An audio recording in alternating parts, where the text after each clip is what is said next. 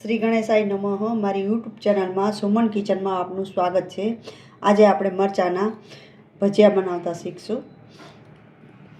આ છે એ મરચાંમાં મેં આવી રીતે આ ટાઈપના મરચાં લેવાના છે।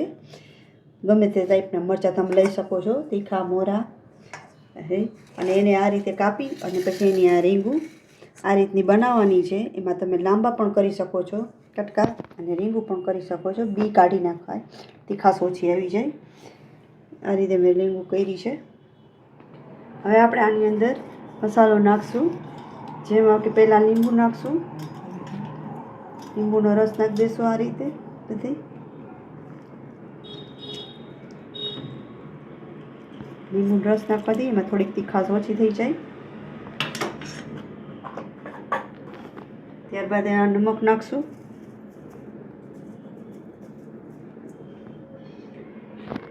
થોડી હળદર નાખશું,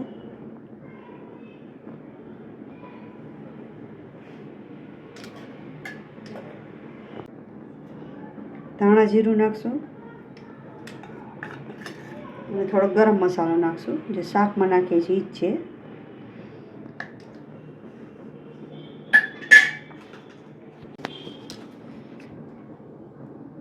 ચણાનો લોટ નાખશું આ રીતે,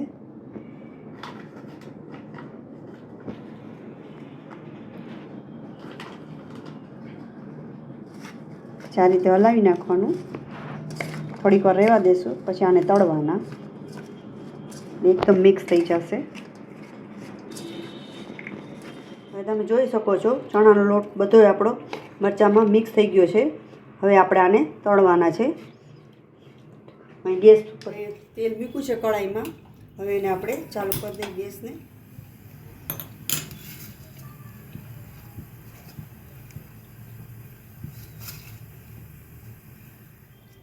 હવે આપણે તેલને ચેક કરી લઈએ આ રીતે સહેજ લોટ નાખીને। તેલ આપણું ગરમ થઈ ગયું છે, ઉપર આવી ગયું છે આ રીતે। હવે આપણે એમાં મરચાં નાખી દઈશું,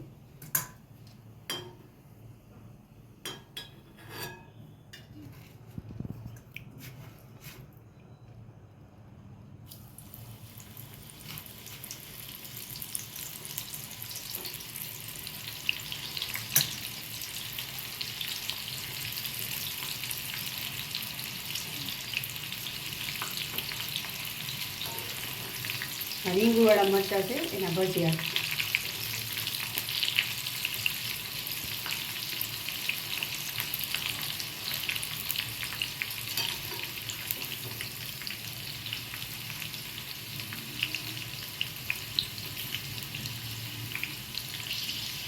તમે જોઈ શકો છો આ તળાઈ એકદમ સરસ થઈ ગયા, લીલા કલરના। લોટ બધો એકદમ ચોટી ગયો છે, અને કડક થાય ત્યાં સુધી તે રહેવા દેવાના છે।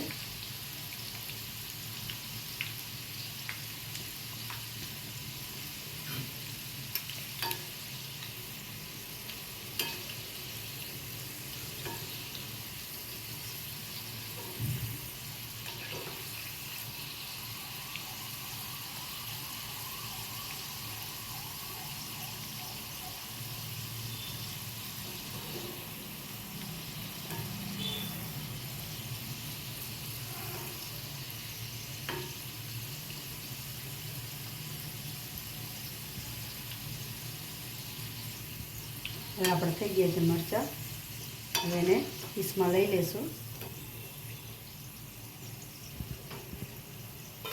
તમે જોઈ શકો છો અવાજ આવે છે, ઉકળે છે।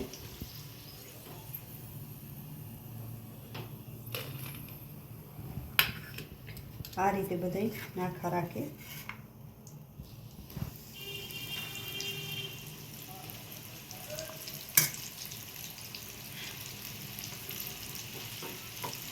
વડાપાઉં હારે અને એમને પણ ખાઈ શકાય, વડાપાઉં પણ હારે પણ ખાઈ શકાય છે।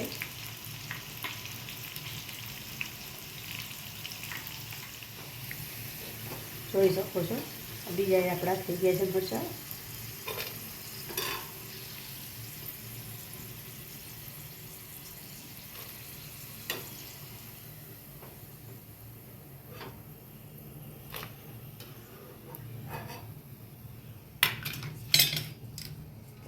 તમે જોઈ શકો છો રીંગુના ભજીયા બનીને તૈયાર થઈ ગયા છે, ખૂબ જ સરસ, સ્વાદમાં પણ સરસ લાગે છે. જો તમને અમારી રેસીપી પસંદ આવી હોય તો લાઇક, શેર અને સબસ્ક્રાઈબ કરશો.